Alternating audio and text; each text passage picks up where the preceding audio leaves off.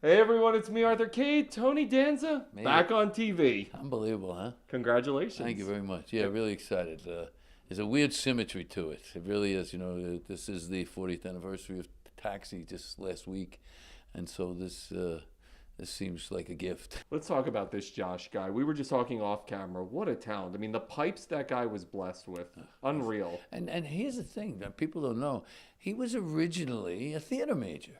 He wants to be an actor, and then he's like 16 years old, and he submitted a tape to David Foster, and Foster picked his tape out when Andrea Bocelli, who felt he was delayed or something, and they needed some. It was the Grammy rehearsals, and they needed a voice.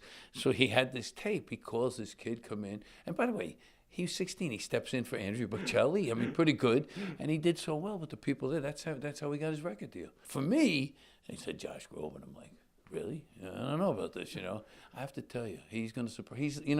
I worked with a guy once when I first put my act together, and he used to say, "We need a surprise. You got to have a surprise in the show." Josh is the surprise. I want to ask you about talk shows because you did one yourself, and today they announced Kelly Clarkson's getting her own Yes, talk I show. saw that. Yeah. How hard is it to do a talk show? People don't understand. It's a real challenge, isn't it? Well, mine though, you know what was great about mine? Mine was live. See, that's the difference. It's very different to do a live show and a tape a talk show. Because it's tedium. Whereas a live show is just excitement. And so for us, we just had we just had fun every day. I mean, one of the things I always talk about, we used to do a cold open, right? And invariably, we never knew what we were going to do for the cold open, but they'd be counting down 30, and you'd be like, what am I going to do? Give me that mask. And you try some crazy improvisation. But I tell you something, live, and then you have people come in. It's a little bit of a pain. One of the things that Josh and I, so 2005 and 2006, I had my talk show. Yep. And what happens when you have a talk show, and Kelly's going to learn this, is that you end up having to ask everybody to do your show. All the favors are getting called Oh, it's in. unbelievable. You're at a function, and you can't help yourself because you need the people. Okay.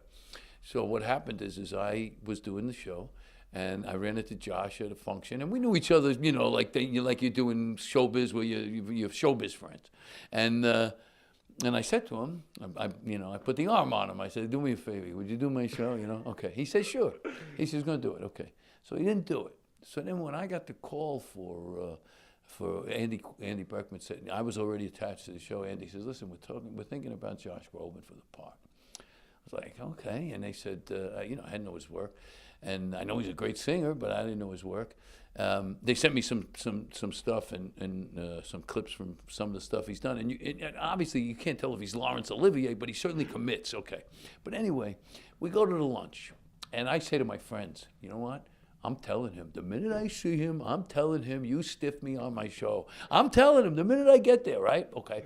So now I get there, and of course, I don't say anything, but at the end of the the end of the lunch, he says to me, "Hey, I know I was supposed to do your show.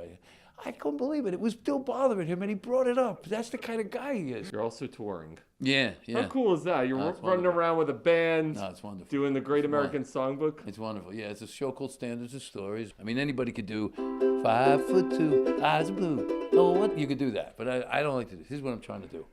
What a difference a day makes. 24 little hours brought the sun and the flowers where there used to be rain. I know you said no to potential Who's the Boss reunion and a potential yes for a Taxi reunion. Is it weird to think about bringing something back, or is it sometimes better to let sleeping dogs lie? I always wonder about this. No, I'm totally I'm not enthusiastic about any kind of a reboot. First of all, I want to look forward. I don't really want to look backward. I really don't, and I think those shows live. They live in their time, and don't get me wrong, they still stand up, and it's wonderful to watch them, look back and watch them. But I don't know. It's not something that I'm going to go do that part again. I've done that. What was Kaufman like in real life? You're one of the few that can really say you knew Andy Kaufman Well, he was, that way. Well, he was, at first I didn't get him. I didn't get him because we were all a team, and he wasn't a team player. But then I realized I never forget. He took us. He did a show, and at the end of the show, he said, And he did this show. He's so brave. He's doing nothing up there. He's mouthing Mighty Mouse, and somehow it works though. And then at the end, he said he wanted to take everybody for milk and cookies. And he said to the audience, when you go outside, there's going to be buses outside. Get on the bus, and we're going to go for milk and cookies. And so we came out of this, and went on the bus. And everybody got on the bus, and we went for milk and cookies. He would love if he could hear this conversation. He wanted you to wonder. He wanted you to wonder what's going on with this guy. What's he up to all the time? He was a mystery. That was his whole thing. Yeah, Let me be an enigma and let him figure it out. Yeah. And the other character, Tony Clifton, there's all sorts of stories about that too. He had a deal where they wanted him so bad that he had a deal that he could play another part.